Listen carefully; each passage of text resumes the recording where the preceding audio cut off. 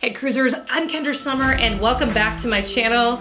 I am so excited for this week's episode. We're going to talk about one of my favorite programs that International had back in the 70s, the racing program.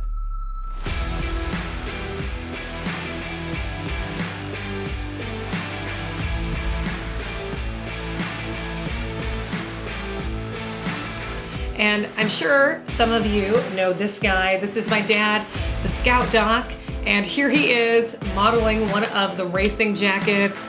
My dad has a huge legacy with International, goes back decades.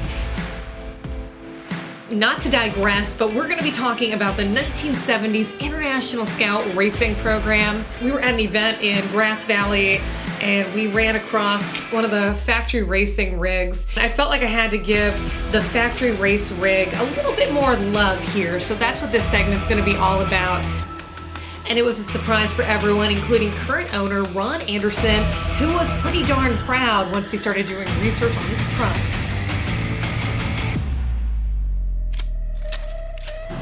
We ran the VIN number on the truck and we found out that it was Jimmy Jones' long lost race rig. So it was delivered to Jimmy Jones by International as one of the early race rigs. And it still runs like a charm.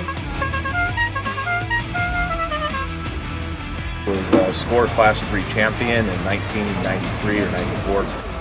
But after 1997, this one retired and became a chase rig up until about 2001, 2002.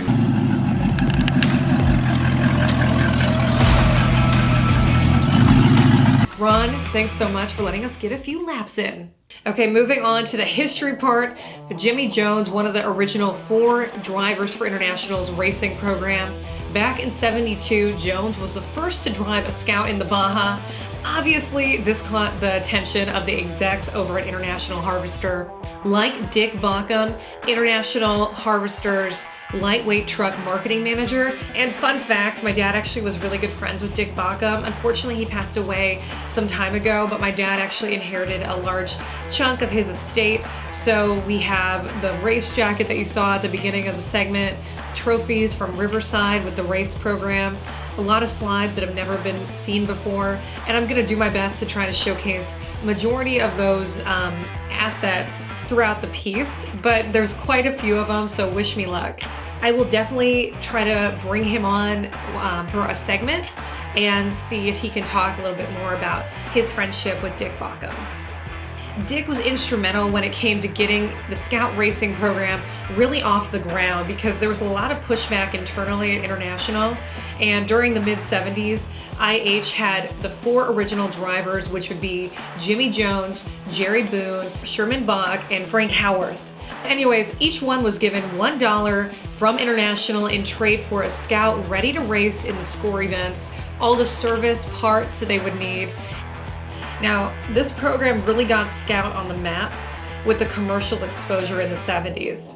And then in trade, International was able to get all the benefits from the drivers, which would be, access to the drivers for different publicity things, access to the vehicles for different publicity things. But I don't know about you, but $1 for a Scout, all the parts you could want and service is a pretty good deal. And International let their drivers keep their wins. So not only did you get all the parts, service, and a freaking Scout, you also were able to collect all the wins and all the money that you win during your event. I mean, if somebody wants to give me a Scout, I would gladly take that for $1.